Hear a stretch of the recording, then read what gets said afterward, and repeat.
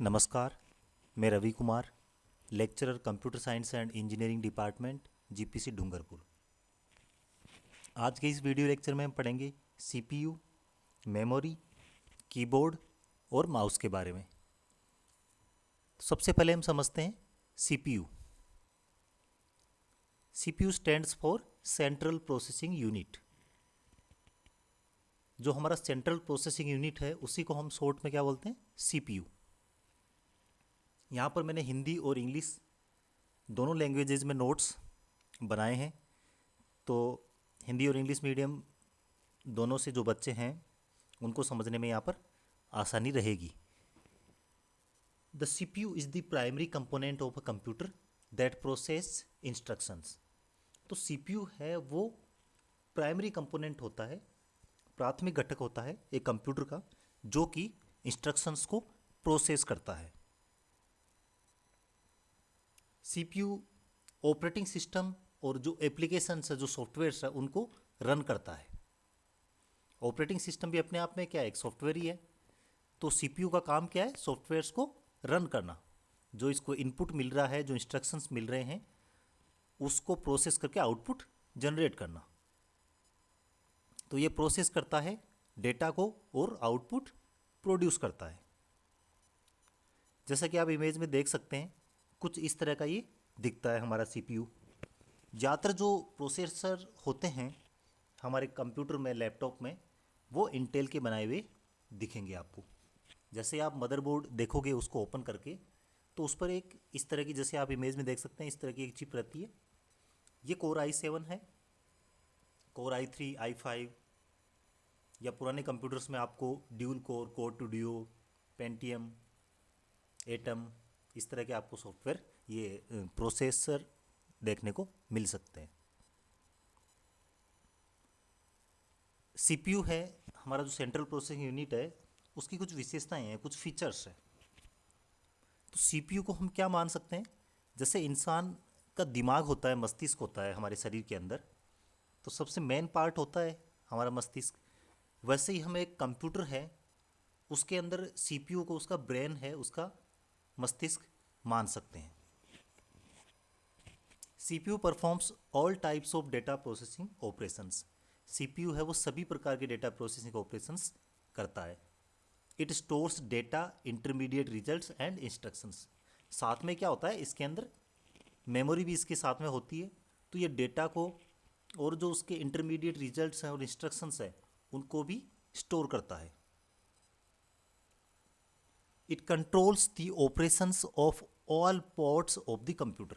तो कंप्यूटर के सभी जो पोर्ट्स हैं, जो पार्ट्स हैं, सभी भाग हैं, उनको भी ये कंट्रोल करता है, उनको नियंत्रित करता है। सीपीयू है वो मेनली तीन कंपोनेंट्स से मिलके बना होता है। तीन कंपोनेंट्स होते हैं। एक इसके अंदर मेमोरी या स्टोरेज यूनिट होती है, एक कंट्रोल यूनिट होता है, और एक एएलयू, अरिथमेटिक लॉजिक यूनिट होता है। जैसा कि आप इमेज देख सकते हैं, बीच के अंदर जो हमारा रेक्टेंगुलर पार्ट है वो सीपीयू है। लेफ्ट में हम इनपुट दे रहे हैं और राइट में इनपुट जनरेट हो रहा है, आउटपुट जनरेट हो रहा है। तो जो बीच में हमारा सीपीयू हमें दिखाई दे रहा है, सीपीयू के तीन कंपोनेंट्स हो गए, कंट्रोल यूनिट, मेमोरी यूनिट और अरिथमेटिक एंड लॉजिक यूनिट। अब हम इनको तीनों को एक एक करके समझते हैं, इनका काम क्या होता है।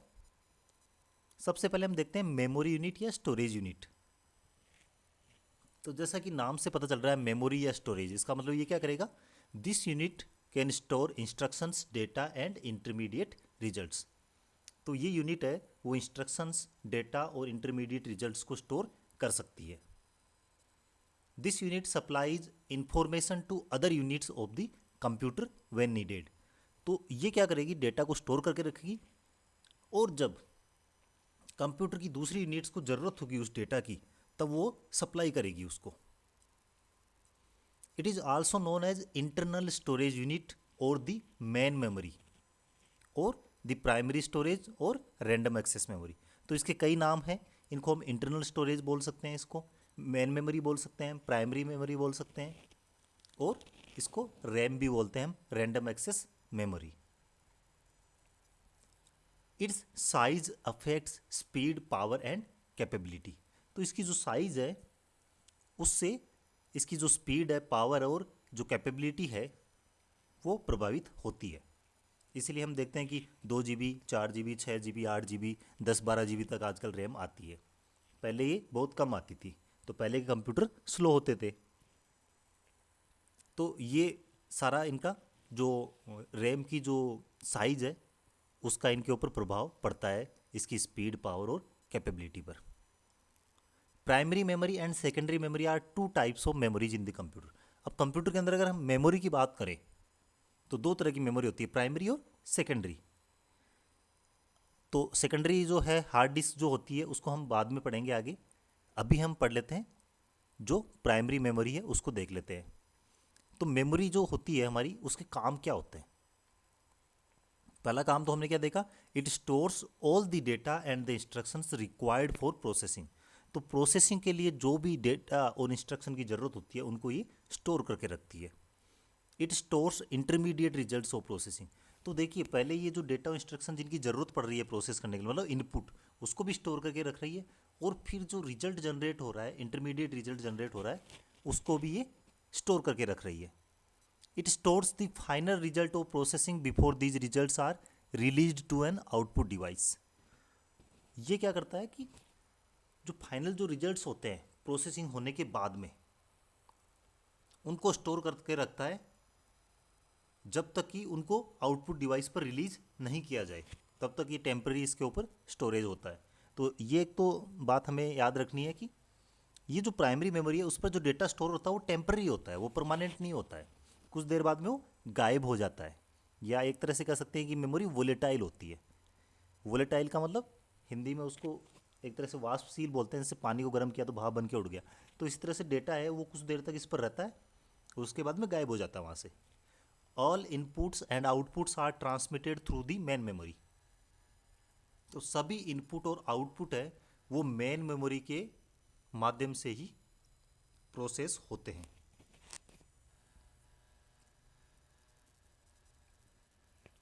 तो चाहे हमारा जो सीपीयू है, हमारा प्रोसेसर है, उसको इनपुट लेना हो या उसको आउटपुट वापस स्टोर करना हो, तो इनपुट आउटपुट दोनों हमारा मेन मेमोरी के अंदर ही स्टोर होते हैं।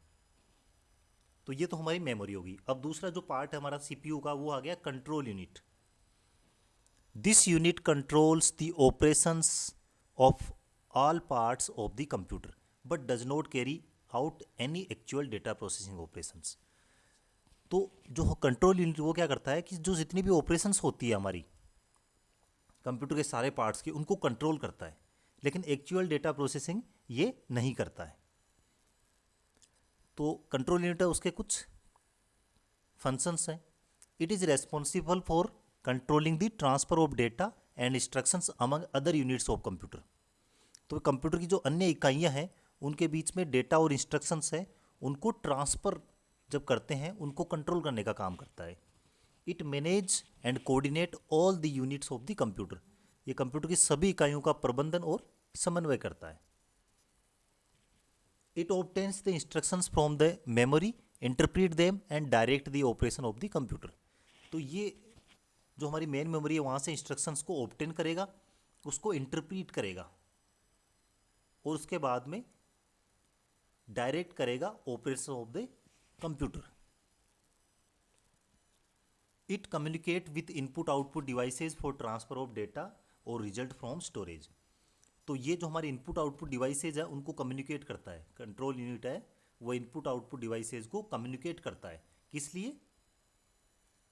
डेटा को ट्रांसफ़र करने के लिए। अब डेटा इनपुट आउटपुट डिवाइस से प्रोसेस तक पहुंचाने का काम हो गया और प्रोसेसर से इनपुट आउटपुट डिवाइस तक भेजने का काम हो गया। तो सारा जो कंट्रोल है वो कंट्रोल यूनिटी करता है। इट डज नॉट प्रोसेस और स्टोर डेटा। ये न तो प्रोसेस करता है डेटा को, नहीं स्टोर करता है, क्योंकि स्टोर करने का काम किसका है? मेमोरी यूनिट का। और कंट्रोल यूनिट का काम है कंट्रोल करना। तो प्रोसेस करना किसका काम है? प्रोसेस होता है एएलयू में, अरिथमेटिक लॉजिक यूनिट में। एएलयू है अरिथमेटिक लॉजिक यूनिट। ये दो पार्ट्स होते हैं, एक होता है अरिथमेटिक सेक्शन और एक होता है लॉजिक सेक्शन, जिनको हम हिंदी में बोलते हैं अरिथमेटिक का मतलब अंकगणित भाग और लॉजिक का मतलब तर्क। अब अरिथमेटिक जो सेक्शन है उसके अंदर कौन कौन सी ऑपरेशंस होती है? इसके अंदर मेनली ऑपरेशंस होती है एडिशन, सब्ट्रैक्शन, मल्टीप्लिकेशन और डिवीजन। ठीक है, गणित के अंदर हमारे क्या होता है, चार ही मेन ऑपरेशंस होती है, जोड़, घटाव, गुणा और भाग। तो ये सारे जो काम होंगे चारों, वो होंगे अरिथमेटिक अंक गणित भाग में। तो लॉजिक सेक्शन तर्क भाग में क्या होंगे वो भी हम आगे देखेंगे। All complex operations are done by making repetitive use of the above operation. अब देखिए मैथमेटिक्स में हम डिफरेंट तरह की ऑपरेशंस करते हैं, लेकिन जब नीचे ग्राउंड लेवल पर हम देखते हैं, बेसिक जो हम देखते हैं, तो जोड़, बाकी, गुणा, भाग, ये चार मेन ऑपरेशंस ही हमारे गणित के अंदर होते हैं। इनसे मिलके ही जो दूसरे ऑपरेशंस हैं वो बनते हैं। तो कोई भी बड़े से बड़ा कैलकुलेशन करना हो गणित में, जोड़, बाकी, गुणा, भाग, चार मेन जो ऑपरेशंस हैं उनसे हम कर सकते हैं। लॉजिक सेक्शन, तर्क जो भाग है, लॉजिक सेक्शन परफॉर्म करता है लॉजिक ऑपरेशंस, जैसे कि कंपेयर करना, सेलेक्ट करना, मैच करना और मर्ज करना। अब हम पढ़ते हैं मेमोरी के बारे में। सीपीयू हमने पढ़ लिया, अब आता है मेमोरी। मेमोरी क्या होता है, जैसा कि हमारे इंसान के अंदर ब्रेन होता है, वो एक तो डिसीजन लेने की पावर हो गई, वो तो सीपीयू की पावर हो गई, लेकिन साथ में ब्रेन के अंदर क्या स्टोरेज भी होता है, हमारी पुरानी यादें, पुरानी स्मृतियाँ हमारे दिमाग में होती है। तो मेमोरी बिल्कुल वैसा ही है, स्टोर करके रखता है। It is use to store data and instructions, तो डेटा और इंस्ट्रक्शन दोनों को स्टोर करता है। Computer memory is the storage space in the computer where data is to be processed and instructions required for processing are stored. तो एक तो data है वो स्टोर करके रखेगा, और साथ में इंस्ट्रक्शन, क्योंकि प्रोसेस करना है तो इंस्ट्रक्शन तो होने चाहिए कि प्रोसेस क्या करना है, इसका जोड़, बाकी, गुणा, भाग कौन सी प्रोसेस करनी है। तो डेटा और इंस्ट्रक्शन दोनों को स्टोर करता है मेमोरी, ये याद हमें रखना है। ऐसा नहीं कि सिर्फ डेटा को स्टोर करता है, डेटा और इंस्ट्रक्शन दोनों को स्टोर करके रखता है। The main memory is divided into large number of small parts called cells. तो जो हमारी मेन मेमोरी है वो छोटे छोटे भागों में डिवाइड होती है, जिनको हम बोलते हैं सेल्स। और हर एक जो सेल है, हर एक जो लोकेशन है, उसका एक यूनिक एड्रेस होता है, which varies from 0 to memory size -1 तक। ठीक है, जैसे हमारे घर का नंबर होता है ना, तो पोस्टमैन होता है, डिलीवरी बॉय होता है, वो जब कुछ लेके आता है हमारे घर पर, तो वो ढूंढता है, हमारे एड्रेस से ढूंढता है कि हमारा घर कहाँ पर है। तो वैसे ही कुछ भी स्टोर करना है हमें, या कुछ भी ढूंढना है पहले से स्टोर किया हुआ, तो हर एक सेल का एक यूनिक एड्रेस होता है, उसके थ्रू हम उसको ढूंढते हैं, मतलब हमारा कंप्यूटर ढूंढता है। अब इसकी साइज उन्होंने बोला कि 0 से लेके जो मेमोरी की साइज उससे -1 तक, तो सीधी सी बात है, 1 से करेंगे तो मेमोरी की साइज तक जाएगा, लेकिन हमने 0 से चालू कर दिया तो -1 तक जाएगा। जैसे मान लो कि एक कंप्यूटर है, उसकी जो साइज़ है मेमोरी की वो 64K है। के का मतलब किलो, किलो का मतलब 1024, 1024 बाइट्स। तो 64K मतलब 64 मल्टीप्लाइड बाई 1024, ये हो गया 65,536। इतनी मेमोरी लोकेशंस, इतने सेल्स हमारी मेमोरी के अंदर हैं। तो इनका एड्रेस कैसे होगा, 0 से स्टार्ट करेंगे तो 65,536 की बजाय एक कम कर दो, 65,535 तक हम चलेंगे 0 से। जैसे कि हम एरे पढ़ते हैं ना, एरे पढ़ेंगे सी लैंग्वेज वगैरह में, तो वहाँ भी देखेंगे उसकी इंडेक्सिंग 0 से स्टार्ट होती है। तो एरे मान लो 8, हमने साइज़ दी है एरे का, 8 एलिमेंट्स हमको स्टोर कराने हैं, तो हम क्या करेंगे, 0 से 7 तक चलेंगे। मेमोरी है वो प्राइमरीली 3 टाइप्स की होती है, कैश मेमोरी, प्राइमरी मेमोरी और सेकेंडरी मेमोरी। ठीक है, प्राइमरी मेमोरी को जब हमने रैम बोला था, random access memory. Secondary memory होती है वो हार्ड डिस्क होती है। अब मेन मेमोरी होती है, उससे प्रोसेसर के पास डेटा जाता है। ठीक है, 3 स्टेप में होता है, मेनली डेटा स्टोर कहाँ होता है, हार्ड डिस्क में, सेकेंडरी मेमोरी में। सेकेंडरी मेमोरी से डेटा जाता है प्राइमरी मेमोरी में। अब प्राइमरी मेमोरी में जैसा कि हमने देखा कि इसकी साइज़ है, उससे फ़र्क पड़ता है कि स्पीड, पावर सबका। तो इसकी साइज़ कम होती है, लेकिन साइज़ कम होती है तब भी हमें परेशानी होती है, और हम साइज़ बढ़ाते हैं तो भी परेशानी होती है। तो हम क्या करते हैं कि हमारा जो प्रोसेसर होता है, जो सीपीयू होता है, वो बहुत फास्ट होता है, और हमारी जो सेकेंडरी मेमोरी है हार्ड डिस्क का, वो स्लो होती है। इसलिए हमने प्राइमरी मेमोरी बनाई कि रिसेंटली जो डेटा हमारे काम में आ रहे हैं, जो इंस्ट्रक्शन काम में आ रहे हैं, जो वर्तमान में काम में आ रहे हैं, उनको हम इसमें स्टोर करके रखेंगे, और जैसे ही उनका काम पूरा हो गया हम उनको हटा देंगे वहाँ से। तो इससे क्या होगा कि हमारी स्पीड थोड़ी फास्ट रहेगी। जैसे जैसे प्रोसेसर बोलेगा वैसे वैसे केस ये जो मेन मेमोरी हमारी रैम है वो उसको डेटा और इंस्ट्रक्शन सप्लाई करता रहेगा। लेकिन फिर भी एक जो स्पीड है उसका एक गैप बन जाता है, क्योंकि हमारी रैम है वो भी इतनी फास्ट नहीं होती है जितना हमारा प्रोसेसर होता है। तो हमें उसको मेमोरी को और फास्ट बनाने के लिए हमने क्या किया, एक छोटी मेमोरी और बनाई, case memory. Case memory RAM और प्रोसेसर के बीच में रहेगी। तो अब डेटा कहाँ से जाएगा, सेकेंडरी मेमोरी हार्ड डिस्क से जाएगा रैम के पास में, और रैम से जाएगा केस मेमोरी, और केस मेमोरी है वो फिर कम्युनिकेट करेगी प्रोसेसर से, क्योंकि केस मेमोरी और फास्ट हो गई हमारी रैम से, इसलिए हम उसकी स्पीड के साथ में मैच कर सकते हैं, सीपीयू की स्पीड के साथ में मैच कर सकते हैं केस मेमोरी से। Cache memory is a very high speed semiconductor memory which can speed up the CPU. ठीक है, जैसा कि मैंने बताया ये क्या होती है, स्पीड अप करने के लिए काम में आती है, क्योंकि हमारा सीपीयू तो बहुत फास्ट है और हमारी हार्ड डिस्क बहुत स्लो है। तो हार्ड डिस्क स्लो है तो हमने बनाया रैम, लेकिन रैम भी उतना फास्ट नहीं है जितना सीपीयू है, तो इसलिए हमने बनाया कैश मेमोरी। तो कैश मेमोरी जैसे जैसे सीपीयू को जरूरत है वैसे वैसे डेटा और इंस्ट्रक्शन है वो सप्लाई करेगी, और ये बनी होती है सेमीकंडक्टर की। It acts as a buffer between the CPU and the main memory. ठीक है, ये भी हमने डिस्कस किया कि सीपीयू और जो मेन मेमोरी है मतलब रैम है हमारी, तो रैम और सीपीयू के बीच में एक बफर का काम करेगी।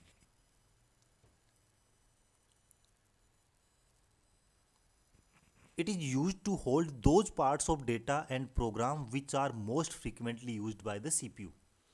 तो कैश मेमोरी में क्या रहेगा, वैसे डेटा और प्रोग्राम्स जिसको सीपीयू की अभी ज़रूरत है, वर्तमान में ज़रूरत है, उसको हम कैश मेमोरी में स्टोर करके रखेंगे। The parts of data and programs are transferred from the disk to cache memory by the operating system from where the CPU can access them. तो जो हमारा ऑपरेटिंग सिस्टम है उसका ये काम होता है हार्ड डिस्क से कैश मेमोरी तक डेटा और इंस्ट्रक्शंस को पहुंचाना। ये हम देख सकते हैं कुछ इस तरह की दिखती है। अब इसके एडवांटेजेस क्या है, तो एडवांटेज जो इसके फ़ायदे हैं वो तो आप समझ गए होंगे। एक तो क्या है, cache memory is faster than main memory.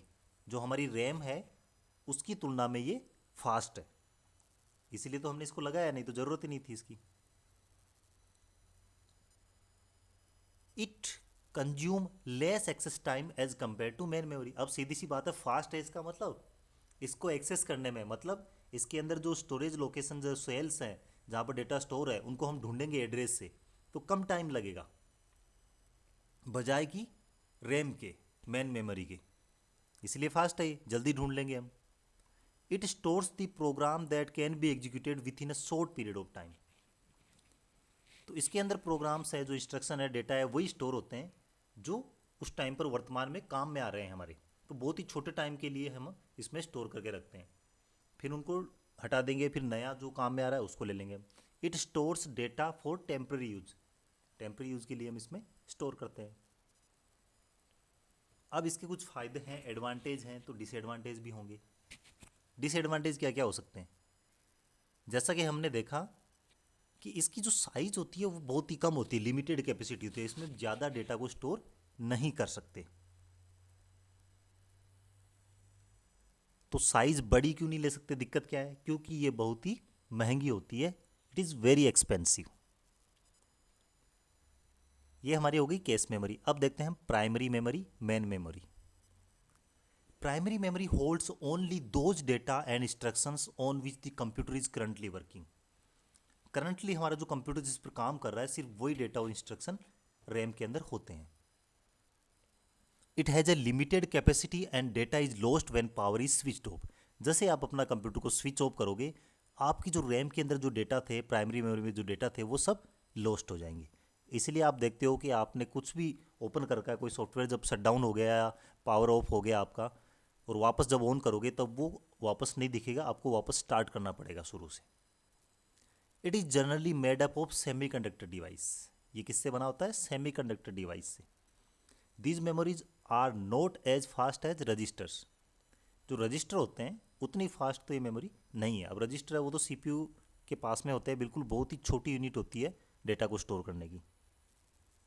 The data and instruction required to be processed resides in the main memory.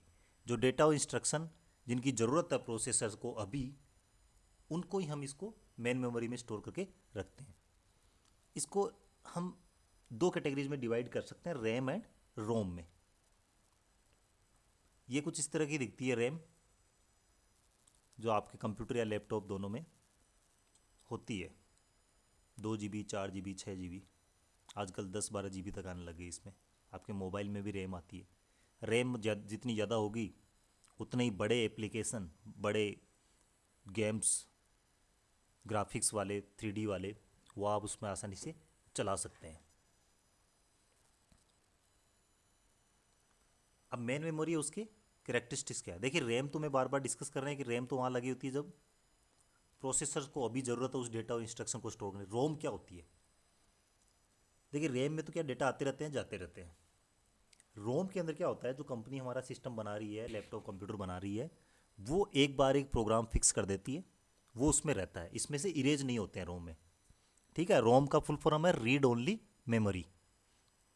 इसको हम सिर्फ रीड कर सकते हैं, इसमें हम राइट नहीं कर सकते। इसमें कंपनी ने राइट करके दिया है, वही जो सॉफ्टवेयर है, वही जो इंस्ट्रक्शंस है वो इसमें रहेंगे।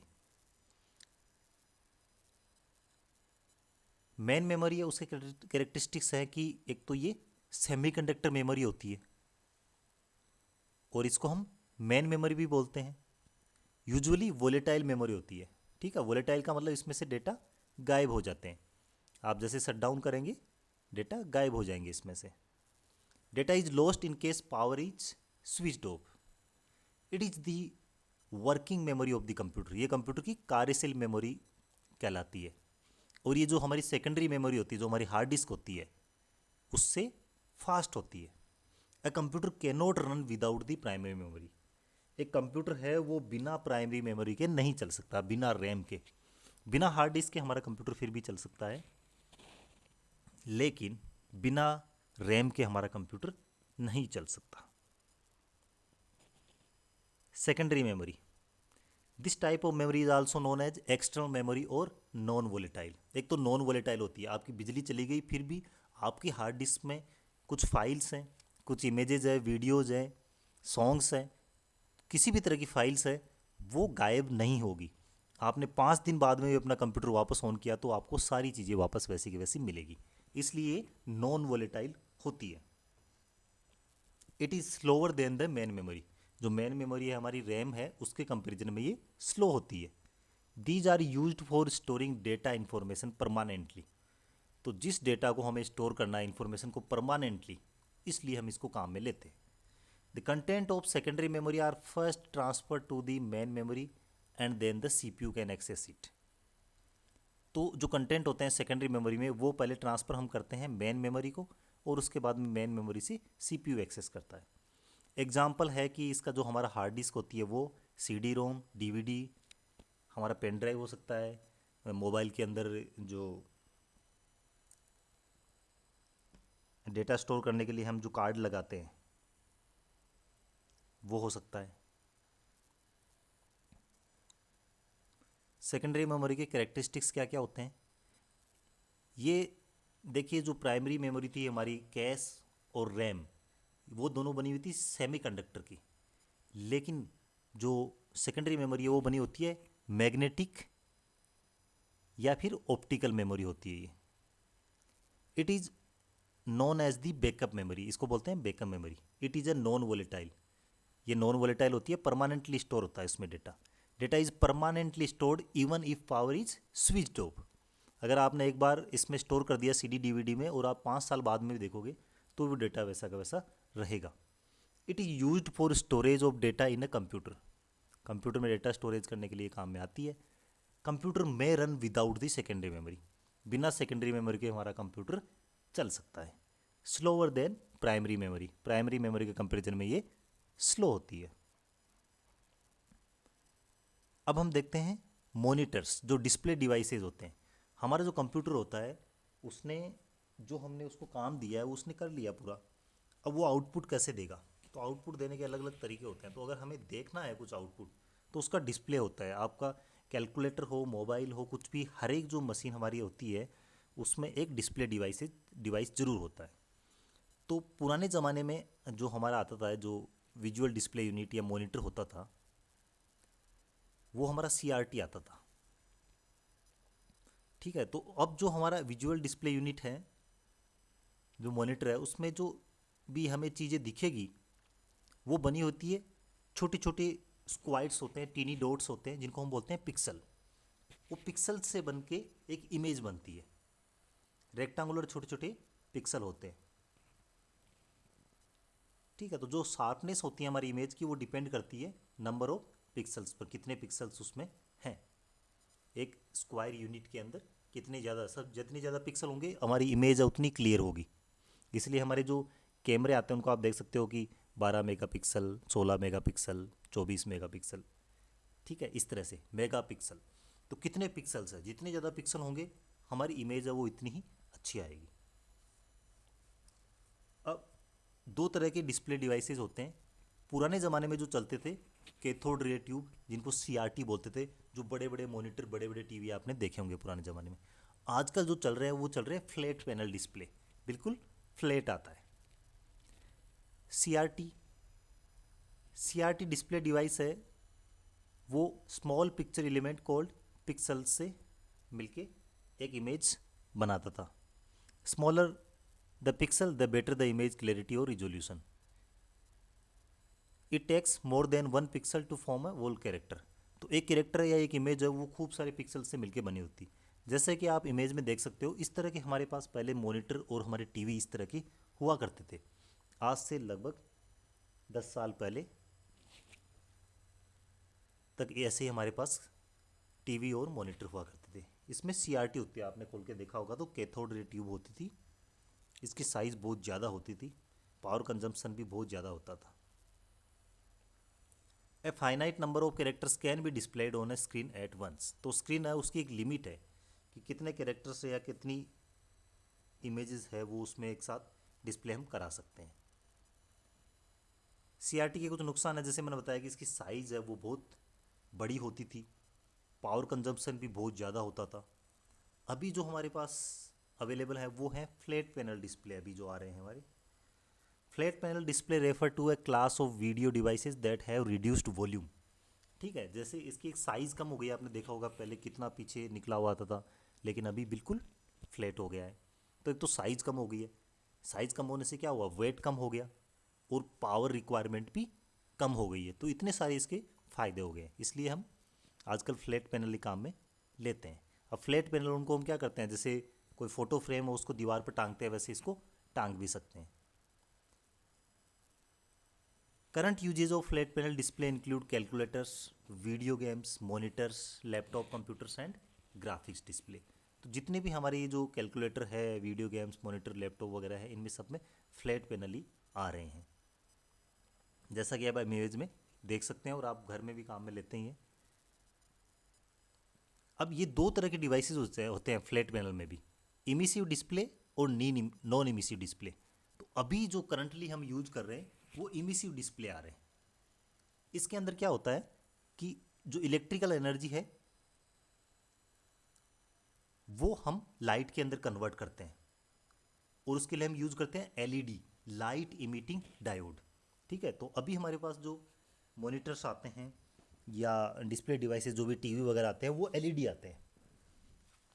ठीक है, तो LED एक कॉमन वर्ड बन गया आजकल, LED टीवी या LED मॉनिटर। इससे पहले CRT और LED से पहले हमारे पास आए थे नॉन इमिसिव डिस्प्ले, जिनको हम LCD बोलते थे। LCD का मतलब लिक्विड क्रिस्टल डिवाइसेज। तो LED से पहले ये आए थे। इसमें क्या होता, नॉन इमिसिव डिस्प्ले होता था। ये क्या करती है, optical effect to convert sunlight और light into from some other source into graphics pattern. तो इसके अंदर हमारे लिक्विड क्रिस्टल्स काम में लेते थे। आप जब इसमें स्क्रीन पर थोड़ा प्रेस करके देखते थे दबाव डाल के, तो इसमें लिक्विड सा आपको दिखता था। वो आजकल आपको नहीं दिखेगा।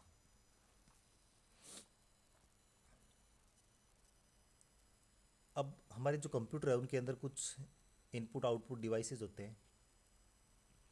वो देखिए कुछ इस तरह से हो सकते हैं। अब यहाँ पर हम इनपुट डिवाइसेज उनकी लिस्ट देख रहे हैं, जिसमें है keyboard, mouse, joystick, light, pen, track ball, scanner, graphic tablet, microphone, magnetic ink card reader जिनको MICR बोलते हैं, ऑप्टिकल कैरेक्टर रीडर होता है OCR, बार कोड रीडर होता है, और ऑप्टिकल मार्क रीडर OMR होता है। ये जितने भी डिवाइसेज हैं इस लिस्ट में, वो सारे इनपुट डिवाइसेज हैं जिनसे कंप्यूटर इनपुट लेता है। तो इसमें हम देखते हैं जो ज़्यादा हम काम में लेते हैं उसमें कीबोर्ड। तो कीबोर्ड कैसा डिवाइस है? Input device. माउस कैसा है? Input device. स्कैनर कैसा है? Input device. ठीक है, अब समझ जाओगे कि कौन सी मशीन है जिसमें हम बाहर से कुछ इनपुट ले रहे हैं कंप्यूटर में। तो जो मशीन काम में आ रही है कंप्यूटर के इनपुट लेने में, वो इनपुट डिवाइसेस हो गए। आउटपुट डिवाइसेस क्या हो सकते हैं? जैसे हमारा मॉनिटर है, मॉनिटर आउटपुट डिवाइस है, उस पर डिस्प्ले दिखाता है। प्रिंटर है, प्रिंटर में से कुछ बाहर निकल रहा है। तो जिस चीज़ के थ्रू बाहर कुछ निकल रहा है वो हो गया आउटपुट डिवाइस, और जिस चीज़ के थ्रू हम कंप्यूटर में कुछ डाल रहे हैं वो हो गया input device. Keyboard is the most commonly used and very popular input device which helps to input data to the computer। बिना कंप्यूटर और माउस के तो हम चला ही नहीं सकते कंप्यूटर को। The layout of the keyboard is like that of traditional typewriter, although there are some additional key provided for performing additional functions। जो हमारा ट्रेडिशनल जो टाइपराइटर था, बिल्कुल उसी लेआउट में हमने कीबोर्ड तैयार किया कंप्यूटर के लिए, और ये आप इमेज में देख सकते हो और जैसा कि आप यूज भी करते हो। अब हमारे पास कुछ अलग अलग टाइप्स की कीज होती है इसके अंदर। जैसे टाइपराइटर कीज होती है, तो टाइपराइटर की जो टाइपराइटर में जो की आती थी, जितनी भी मेन कीज है, जो A to Z हो गई पूरी, और 1 to 9 0, tab, cap, shift, control, alt, control, shift, ये सारी जो कीज होती है, स्पेस बार वगैरह, ये सारी टाइपराइटर कीज होती है। फिर होती है सिस्टम कीज। ठीक है, ये सिस्टम कीज में यहाँ पर पिंक कलर में आप देख सकते हो। एप्लीकेशन कीज, ये यहाँ पर एप्लीकेशन दिख रही है आपको। फंक्शन की यहाँ देख सकते हो, F1, F2, F3 से लेके F12 तक, ये फंक्शन कीज कहलाती है सारी। न्यूमरिक कीपैड इधर राइट में आप देखते हो यहाँ पर। ठीक है, इसके अंदर ये हमारा न्यूमरिक कीपैड है। कर्सर कंट्रोल में ये आते हैं हमारे एरो कीज है, वो आती है। एंटर, ये 2 एंटर की आती है हमारे पास कीबोर्ड में, और बाकी जो अदर कीज है वो भी आती। तो ये तो आप जनरली कंप्यूटर का जो कीबोर्ड है वो काम में लेते ही हो। अब इसमें टाइपिंग की कौन कौन सी होती है? These key include the letter key A to Z and digit key 0 to 9 which generally give the same layout as the typewriter. जैसे कि हमारा टाइपराइटर होता था, बिल्कुल वही लेआउट होता है इसका। न्यूमरिक कीपैड के अंदर 0 to 9 और लगभग ये 17 की इसके अंदर बताई है।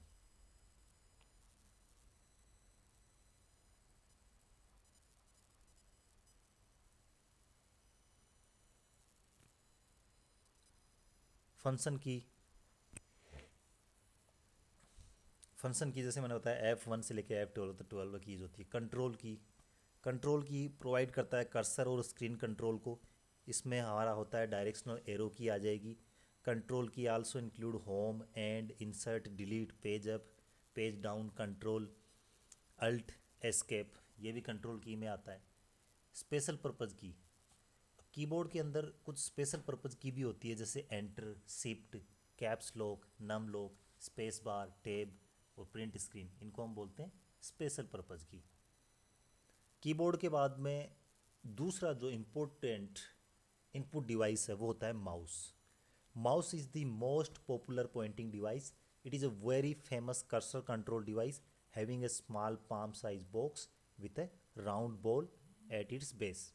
तो आप जैसा कि माउस काम में लेते हो, आपने सबने देखा है। अब जो पुराने ज़माने में हमारे माउस होते थे उसके अंदर एक ट्रैकिंग बॉल आती थी नीचे, वो घूमती रहती थी, जैसे हम इसको माउस को ड्रैग करते थे। लेकिन आजकल इसमें लेजर लाइट आती है, उससे ट्रैकिंग होती है हमारे कर्सर की। Generally it has two buttons, दो बटन होते हैं called left and right, and एक व्हील होता है उन दोनों बटन्स के बीच में। Mouse can be use to control the position of the cursor on the screen, but it can not be use to enter text.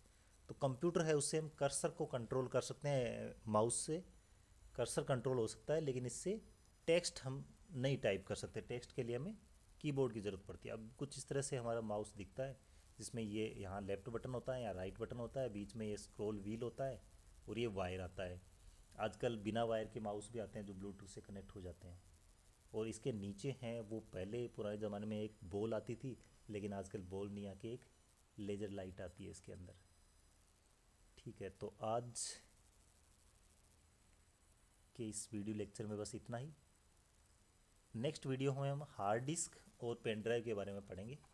आज हमने पढ़ा सीपीयू, सेंट्रल प्रोसेसिंग यूनिट के बारे में, हमारा जो डिस्प्ले डिवाइसेज है मॉनिटर उसके बारे में, कीबोर्ड माउस, और हमारी जो मेमोरीज थी उनके बारे में।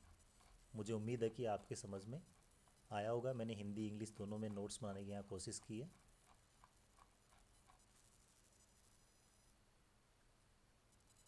और ये जो नोट्स की पीडीएफ है, इसका भी मैं लिंक इसमें डिस्क्रिप्शन में डाल दूँगा। तो वहाँ से आप, मैं इसमें टेलीग्राम का मेरा जो चैनल है उसका लिंक डाल दूंगा, वहाँ से जाके आप इसके नोट्स हैं उनको डाउनलोड कर सकते हो, और जो वीडियो है वो भी वहाँ पर अवेलेबल रहेगा।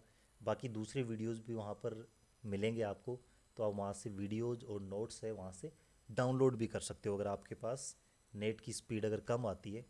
क्योंकि यूट्यूब है वो अच्छी स्पीड के अंदर आपका अच्छे रिजोल्यूशन में आप देखोगे तभी आपको अच्छे से क्लियर दिखेगा। लेकिन आप टेलीग्राम से इन चीज़ों को डाउनलोड करके अपने खुद के डिवाइस में भी सेव करके रख सकते हो। Okay, thank you for watching. अगर आपको अच्छा लगा वीडियो तो आप लाइक करें, चैनल को सब्सक्राइब करके रखें, और अपने फ्रेंड्स के साथ शेयर भी करें। Thank you very much.